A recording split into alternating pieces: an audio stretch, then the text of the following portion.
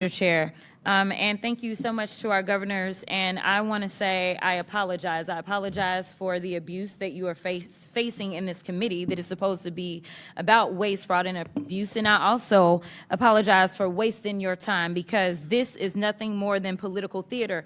Now, again, this committee is supposed to be about waste, fraud, and abuse. We did not have to have this faux creation of Doge. The committee itself, that is our job. So what I want to talk about is something that the American people may want to know, which is economically, how is this impacting them? These failed immigration policies that are only put on so that they can have a show, because we have a reality show president who seemingly still believes that this is all about TV instead of real lives. So let me talk about something really quickly, because I want to clarify something, because I believe that all of you understand the importance of something like tourism. Are you aware, any of you, are you aware as to whether or not tourism in the United States is anticipated to decrease to the extent that we are estimated to lose $12.5 billion in international vendor spending in just the year 2025? I can answer as the tourism capital of the country. I assume you could. Tourism's already down. It is down in the North Country, where the Canadians refuse to come over because of the hostility toward their country. It's happening in New York City. It's happening at our sporting events here, our theater. There's a ripple effect throughout our entire economy because of the change in attitude that our country, that once welcomed people from all over the world to visit and recreate and to live here, now feels like a very hostile place to them. It is going to have an economic impact on our bottom line, without a doubt. So let's talk about it a little bit more. So I am supposed to have a number of FIFA games in Dallas, and I am fully anticipating that we are going to have a problem because I've been receiving phone calls that people don't feel safe coming here, and it's not the immigrants. It's this government that is making them feel unsafe.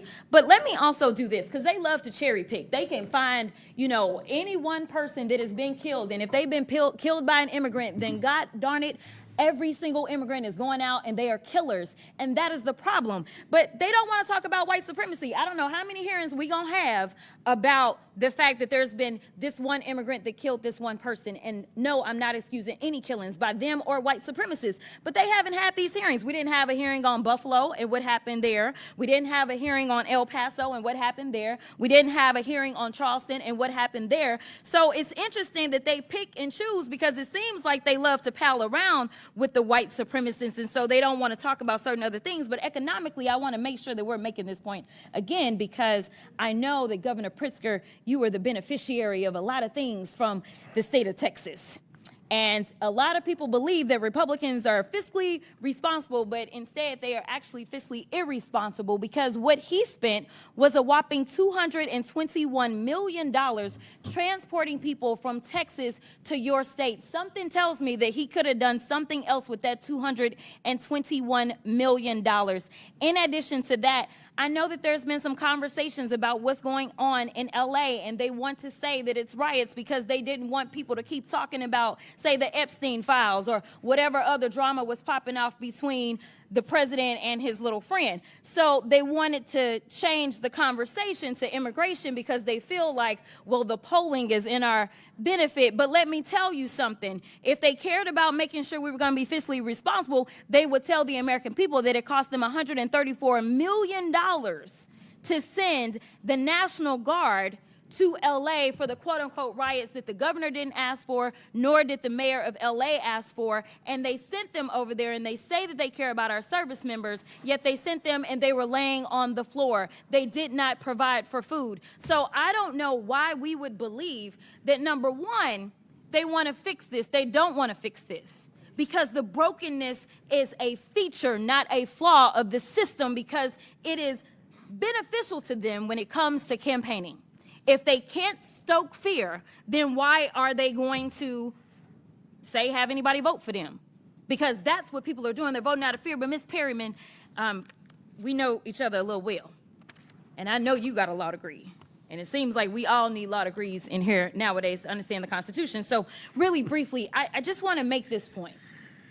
There is a certain person that was afforded, say, due process. But let's say if Donald Trump had been charged with all of these cases that he got charged with in 4 different jurisdictions, if he wasn't afforded due process, There could have been a possibility that he just would have been locked up and thrown somewhere, right? That would be a possibility. And then maybe we wouldn't have a tariff war or anything else that we're dealing with or all the other nonsense. But the point is, he was afforded due process. And regardless of the political opposition, Democrats, Republicans, and independents, I thought, believe that due process should be afforded to everybody, even him. Due process is for everyone. Okay, so the Fifth Amendment doesn't say that it's just for the people that are Americans. It does not. It says anybody on our soil. It's for everyone. Okay, it's pretty simple. I don't know why we are having. Thank you, Mr. Chairman. I yield back. Mr. Chairman, I have a unanimous Tap. consent request. I'm sorry? I have a unanimous consent request. Proceed. First, I'd like to seek unanimous consent to enter into the record this article, counties that provided sanctuary to undocumented immigrants saw falling crime rates, steady fines. Without objection, so ordered. Second, data shows sanctuary policies make communities safer, healthier, and more prosperous. Without objection, so ordered. And third, Trump team focuses deportation on immigration numbers, not criminals. Without objection, so ordered. Chair now recognizes Mr. Garcia from California. Thank you, Mr. Chairman. I want to thank our governors for being here as well. Thank you all for your service to your states and to our country. I want to just be clear. Donald Trump, clearly, and House Republicans are really not serious about helping our states and our cities. Before I came to Congress, I was a mayor, and I worked closely with our police department, incredible men and women that worked really hard to promote policies that actually make the public safer. Now, during that time, our city actually reported some of the lowest murder rates in history. And I've been in close touch with our current police departments, our local sheriff, and local law enforcement. And I want to be clear. Donald Trump is intentionally provoking chaos, hate, and division. Now, Trump is trying to intimidate. He's using our military to create fear, and there's no legal justification for his actions. I strongly believe he's trying to keep American citizens from peacefully making their voices heard. We just had a demonstration in my hometown of Long Beach, California. Over 500 people showed up. There was no vandalism, there were no arrests, and it was peaceful, and I want to thank them. Trump is trying to make it very clear that this is about intimidation. I believe he's fueling violence on our streets because he thinks it's politically helpful to him. And I actually want to remind our committee that when Donald Trump was president in 2020, that's actually when we saw surges in violent crime across the country. They increased under Donald Trump's watch. We should be focused on actual public safety threats, but we know that Donald Trump is taking federal law enforcement away from actually investigating serious crimes and cartels. And if you ask any police department, police chief across the country in your states, they will tell you they want their police focused on the issues in their neighborhoods, in the state, traffic violations, speeding, domestic violence. Those are the issues that people want to see addressed. Law enforcement should be focused on those issues, and I know the governors agree. Back in my home district in Downey, California, we've had agents just yesterday grab people in front of churches, their houses of worship.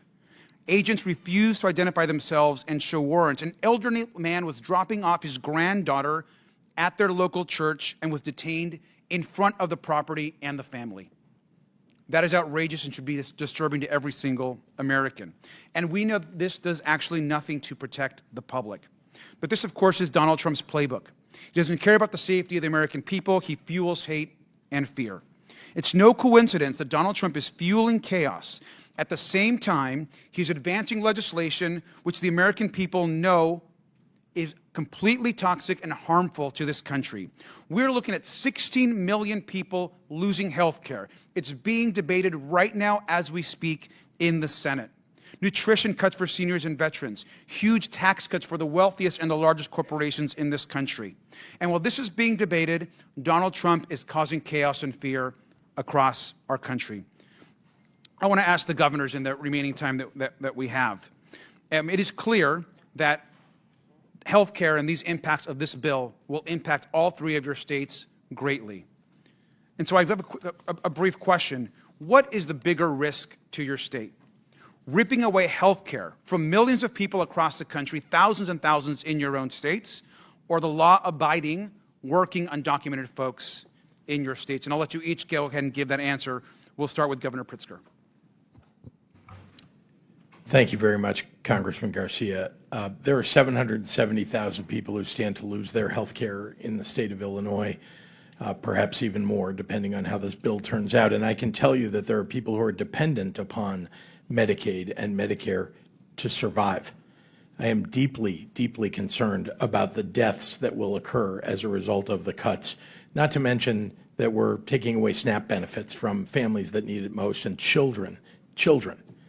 Veteran services, people who have PTSD, who need to see their therapist at a certain time, now have to wait much longer periods of time because of the threat of this bill. So I'm deeply concerned. DOJ has taken away one of our facilities in the state of Illinois already. It's a huge problem, and that is the threat. Thank you, Governor Walz. Yeah, thank you, Congressman. In Minnesota, in 2023, we were ranked as the top state for healthcare, home of the Mayo Clinic. We have more people covered almost than any other state. This bill would take 250,000 people off of healthcare, make it more difficult, reduce the outcomes we're getting. 40% of those are children receive their care through that way, and over 70% of nursing home patients. It would be catastrophic, and the state has built it up to improve lives of all of our citizens. Thank you. And finally, Governor Hochul.